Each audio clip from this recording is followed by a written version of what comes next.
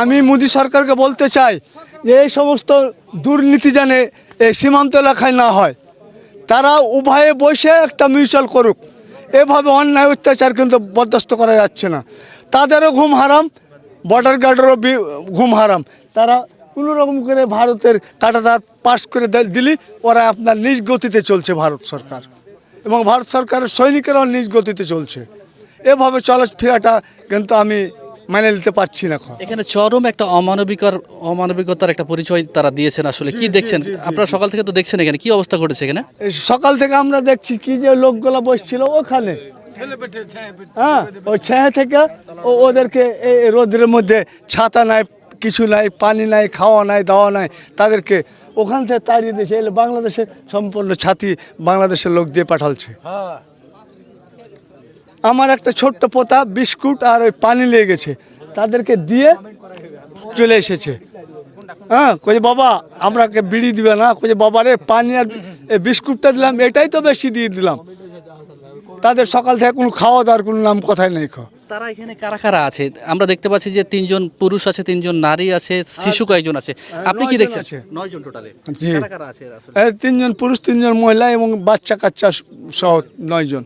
এদের খাওয়া দাওয়া চলাফেরা, যে পানি চাচ্ছে মনে হয়, এখন দেখুন তারা মনে হয় পানি চাচ্ছে, যে পানি চাচ্ছে, পানি চাচ্ছে।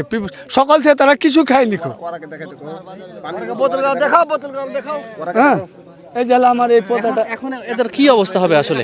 এই এদের অবস্থা এইভাবে সকাল থেকে দিন এটা আসলে কতটা যৌক্তিক যে একজন মানুষকে আসলে জোর করে বা সীমান্তের কাঁটাতারের ওপারে পার করে দেওয়া, এই দেশও নিবে না ওই দেশও নিবে না, তাহলে এই মানুষগুলোর অবস্থা কি হবে আসলে? এ দেশের এই সমস্ত লোকগুলাকে এরা বলছে যে হয় আমাদেরকে গুলি করে, না হলে আমরা কোথায় গিয়ে খাড়িয়ে থাকবো। সকালবেলা জোর হাত করে পড়ে যাচ্ছিল, খানছিল, এমনই করছিল না। এই যে হালে মানুষ, শুনো, আপনার এই পোতা নিয়ে আসছে, পানি দিয়ে আসছে?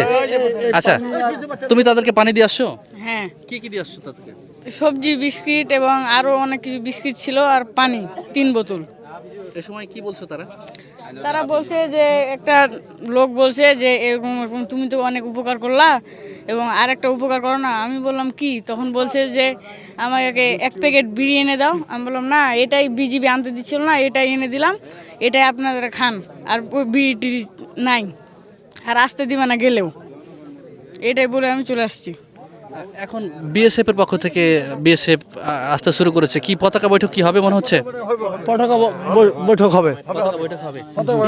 বিএসএফ এর যে আচরণটা কিভাবে দেখছেন আপনারা এলাকাবাসী? এই যে আসছে যাইছে, এই যে আসছে যাইছে, তাদেরকে এখন আসতে লাগে। সকালবেলা একটা হয়েছিল, সকালবেলা হওয়ার পর ওরা বলছে যে আমরা নিয়ে যাবো, দেরি আছে। তারপরে পতাকা বৈঠকের পর ওরা যখন আপনার ওখানে ক্রস করেছিল 9 জন, ওরা ওখানে ছিল 9 জন। তারপরে যখন মানে বিজেপি যখন আমাদের বাংলাদেশে আসে, তারপর তখন ওরা কিন্তু আবার জোর করে ঠেলে দিয়েছে বাংলাদেশে। আবার আমরা প্রতিহত করার চেষ্টা করেছি। আপনার রাত থেকে ওরা এইভাবে যে বসে আছে, খাওয়া নাই, দাওয়া নাই, তাহলে কি একটা মানবিক পরিচয় দিছে?